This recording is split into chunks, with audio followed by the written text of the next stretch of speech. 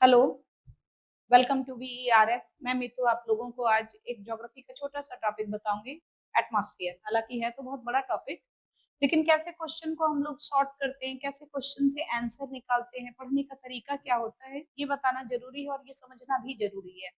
देखिए, सबसे पहला क्वेश्चन आ गया एटमॉस्फेयर। हम यहाँ क्वेश्चन को तोड़ते हैं। पहला क्वेश्चन क्या बना, एटमॉस्फेयर कितने किलोमीटर की हाइट तक पाई जाती है। तो क्वेश्चन का आंसर बना एटमॉस्फेयर 10,000 किलोमीटर की हाइट तक पाई जाती है। Question third, 99% of the atmosphere, वायुमंडल का 99% कितने किलोमीटर की हाइट तक पाई जाती है अबव द सरफेस, धरातल से ऊपर। तो 32 किलोमीटर। आंसर तुरंत चेंज हो गया।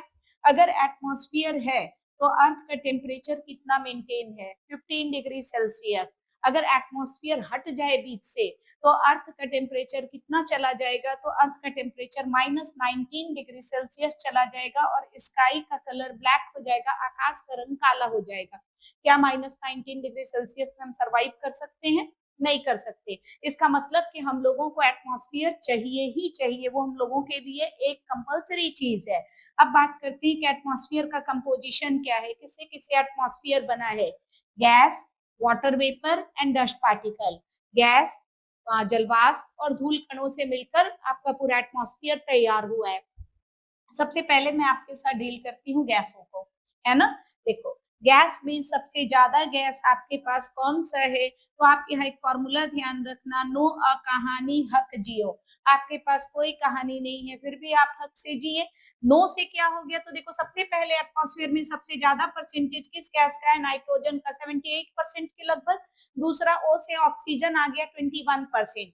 अब कहानी हक जियो में जितने गैस के नाम आपको आते हैं वो सब बोलते जाना है, लाइक आपका organ, carbon dioxide, hydrogen, neon, helium, krypton, xenon, ozone, सब चीजों को डाल दिया। तो 1% में बाकी सारी गैसेस हैं और 99% में हमारे पास नाइट्रोजन और कौन सी गैस है, ऑक्सीजन। पूरे एटमॉस्फेयर में टू टाइप ऑफ लेयर्स होते हैं, एक होमोस्फीयर होता है, एक हेटेरोस्फीयर। सममंडल, विषम मंडल। क्यों कहते हैं हम लोग इसको सम मंडल और विषम मंडल का नाम, तो होमो इसलिए कहा जाता है क्योंकि वहां गैसों का नेचर सेम होता है। और ये धरातल से कितने किलोमीटर की हाइट तक पाई जाती है, 80 किलोमीटर की ऊंचाई तक पाई जाती है। हालांकि अलग अलग बुक भी इसके बारे में थोड़ा सा अंतर है, इवन गूगल, विकिपीडिया भी कहते हैं कहीं 80 किलोमीटर, कहीं 90, कहीं 100। दैट मीन्स कि ऑप्शन में अगर 80 आए तो आप 80 टिक कर दो, 80 ना आए तो 90 टिक कर दो। लेकिन अगर ऑप्शन में 80 आया तो आप 80 ही टिक करेंगे। तो होमोस्फीयर जहां गैसों का नेचर समान होता है वो 80 किलोमीटर तक पाई जाती है। हेट्रोस्फीयर हम लोग कहते हैं विषम मंडल को, जहां गैसों का नेचर समान नहीं होता है, डिफरेंट डिफरेंट उनके नेचर्स होते हैं। ये पाया जाता है 80 से 10,000 किलोमीटर के बीच में। अब देखो, एटमॉस्फेयर में टू टाइप ऑफ गैसें होती हैं। कुछ गैसें ऐसी होती हैं जो परमानेंट होती हैं, कुछ गैसें ऐसी होती हैं जो टेम्परेरी आती हैं, क्षणिक होती हैं, फिर चली जाती हैं। परमानेंट गैस में कौन कौन सा है, तो परमानेंट गैस में nitrogen, oxygen, some time argon को भी हम लोग रखते हैं, तो ये परमानेंट गैस में है। टेम्परेरी गैसेस में कौन कौन सी है, CO2 और वाटर वेपर यानी जलवाष्प की मात्रा। CO2 का परसेंटेज एट प्रेजेंट कितना है, 0.03%। बीच में ये 0.04% हुआ था, लेकिन वापस से 0.03% आ गया है। क्लियर है। एटमॉस्फेयर में इन गैसों को अगर हम लोगों को लगाना होगा अकॉर्डिंग टू हाइट वाइज या अकॉर्डिंग टू वेट, इनके भार के अकॉर्डिंग, तो ध्यान रखिएगा सबसे पहले नाइट्रोजन होता है, नाइट्रोजन 200 किलोमीटर तक पाई जाती है। Then oxygen 1100 kilometre. देन आपके पास हीलियम होता है जो 3500 किलोमीटर। देन हाइड्रोजन जो 10,000 किलोमीटर तक पाई जाती है। यानी कि क्वेश्चन का मोड चेंज हुआ। एटमॉस्फेयर में सबसे ऊंचाई तक में कौन सी गैस पाई जाती है, हाइड्रोजन। क्वेश्चन को फिर टर्न करो। अदर कंट्री को मान लो कोई संदेश देना हो, कोई मैसेज देना हो, तो आप बैलून में कौन सा गैस डालेंगे, हाइड्रोजन या हीलियम। तो आप हाइड्रोजन डालेंगे क्योंकि हाइड्रोजन गैस से वो एटमॉस्फेयर के सबसे हाइट पर जाएगा, 10,000 किलोमीटर तक जाएगा। फिर से क्वेश्चन टर्न कर दीजिए। इन गैसों को इनके भार के अकॉर्डिंग घटते क्रम में या बढ़ते क्रम में लगाइए, असेंडिंग ऑर्डर और डिसेंडिंग ऑर्डर के अंदर में लगाइए। तो यहाँ ये क्वेश्चन का मोड आपका बनता है। फिर इसी का दूसरा पोर्शन हम लोग देखते हैं, वाटर वेपर। ठीक है, वाटर वेपर यानी जलवाष्प की मात्रा या जलवाष्प। अब देखो पूरे एटमॉस्फेयर में वाटर वेपर का परसेंटेज कितना होता है, 0.2% से लेकर 4%। यूजीसी में बहुत बार रिपीटेड क्वेश्चन है ये आपका, ठीक है, कि एटमॉस्फेयर में वाटर वेपर का परसेंटेज अप्रॉक्स कितना है, तो 4% आप देंगे। लेकिन डिजर्ट में एंड पोल्स में, मरुस्थलों में और ध्रुवों में कितना परसेंटेज है वाटर वेपर का, मात्र 1%। अब देखो पूरे अर्थ को यहाँ पे समझो, पूरे अर्थ को दो इक्वल पार्ट के अंदर में इक्वेटर ने डिवाइड किया। इक्वेटर से हम नॉर्थ पोल और साउथ पोल की ओर आते हैं, उत्तरी ध्रुव दक्षिणी ध्रुव की ओर।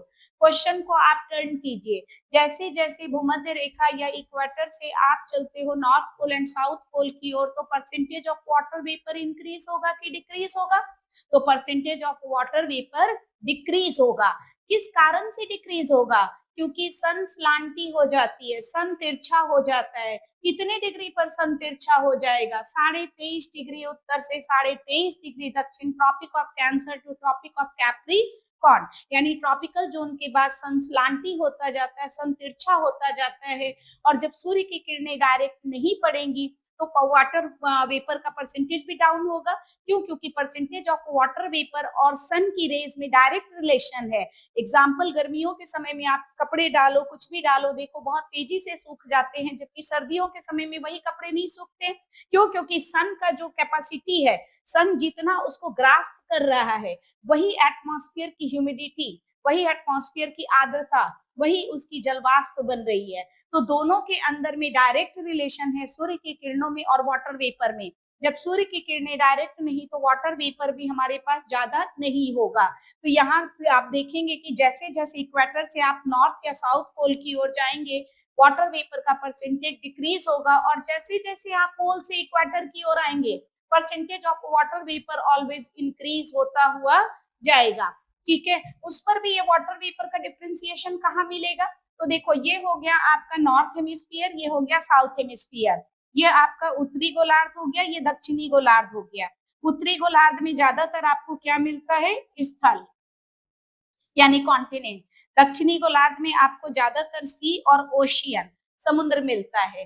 अब क्वेश्चन फिर टर्न होगा ना, यहाँ पे यूजीसी भी बहुत बार क्वेश्चन पूछ चुका है, तो अब यहाँ क्वेश्चन टर्न होगा कि ये जो वाटर वेपर है, जलवाष्प की मात्रा में जो आपको अंतर दिख रहा है, ये अंतर ज्यादा कहाँ दिखेगा, उत्तरी गोलार्ध में या दक्षिणी गोलार्ध में, तो ये ज्यादा डिफ्रेंसिएशन दिखेगा हमें उत्तरी गोलार्ध में, नॉर्थ हेमिस्फीयर में। कारण क्या है, क्योंकि नॉर्थ हेमिस्फीयर में कॉन्टिनेंट है, ज्यादातर लैंड है, और कॉन्टिनेंट की खासियत क्या होती है, जल्दी गर्म होना और जल्दी ठंडा होना।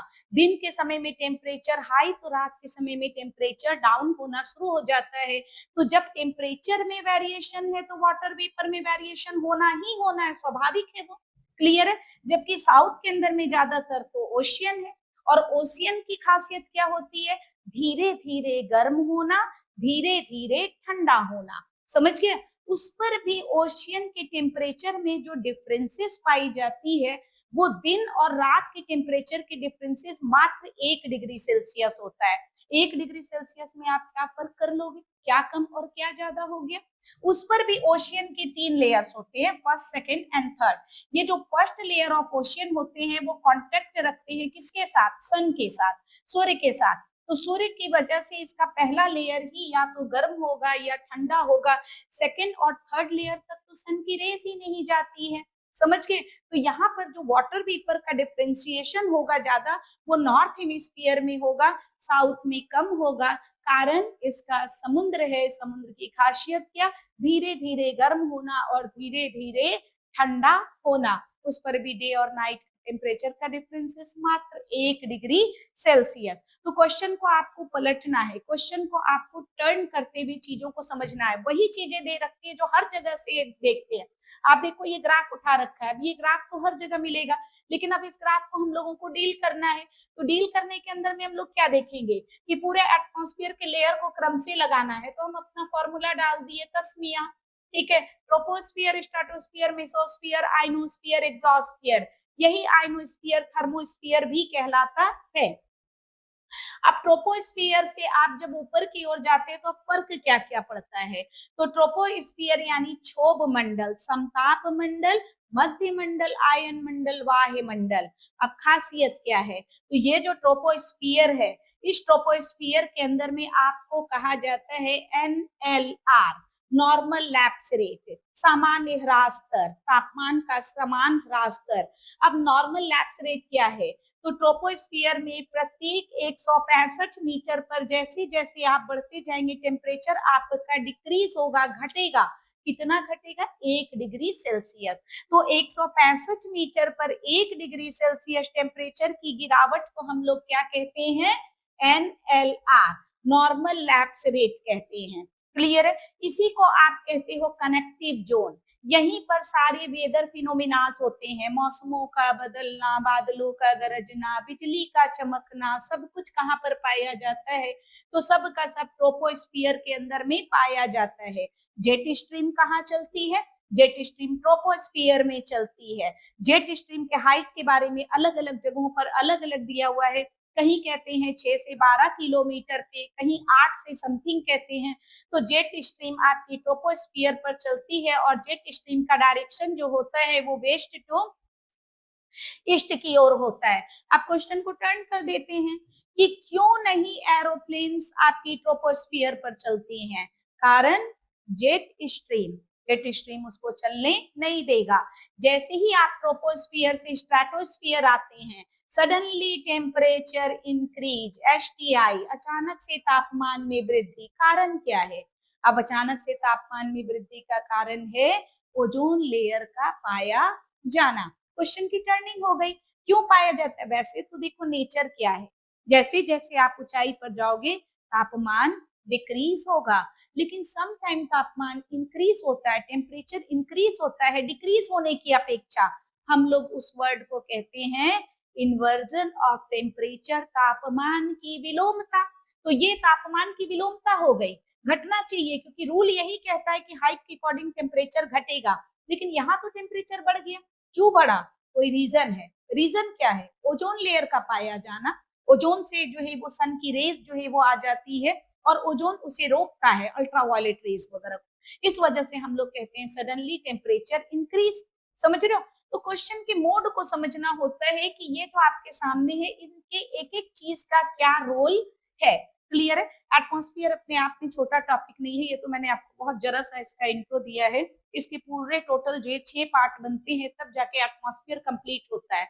लेकिन क्वेश्चन का मोड क्या है? आपको क्वेश्चन ऑब्जेक्टिव सब्जेक्टिव दोनों से इस चीज को ध्यान रखना होगा कि एटमॉस्फेयर 10,000 किलोमीटर की हाइट तक पाई जाती है, लेकिन 99% of the atmosphere found only जो है वो 32 किलोमीटर अबव द सरफेस, धरातल से मात्र जो है 32 किलोमीटर पर पाई जाती है। एटमॉस्फेयर नहीं है तो अर्थ का टेम्परेचर कितना? तो अर्थ का टेम्परेचर -19 डिग्री सेल्सियस। अगर है तो 15 डिग्री सेल्सियस। क्वेश्चन को टर्न कर दो। ग्रीन हाउस गैसों की वजह से एटमॉस्फेयर का या पृथ्वी का तापमान कितना मेंटेन रहता है? 15 डिग्री सेल्सियस, क्योंकि आखिर तो मिलकर वही सब बन रही हैं। समझ रहे हो? तो इसको सब्जेक्टिव ऑब्जेक्टिव दोनों में तोड़ो। ऑब्जेक्टिव याद होगा तो सब्जेक्टिव आप लिख सकते हो, और सब्जेक्टिव अगर आपको पता है तो आप ऑब्जेक्टिव नहीं निकाल सकते इजिली। क्लियर है? तो इस तरीके से किसी चीज को पढ़ेंगे। तो आज के लिए इतना सा सफिशियंट है, आज मैंने जो आप लोगों को बताया है। फिर नेक्स्ट देखते हैं, इसका नेक्स्ट पार्ट आप लोगों को दिया जाएगा। ठीक है ना? Okay, thank you.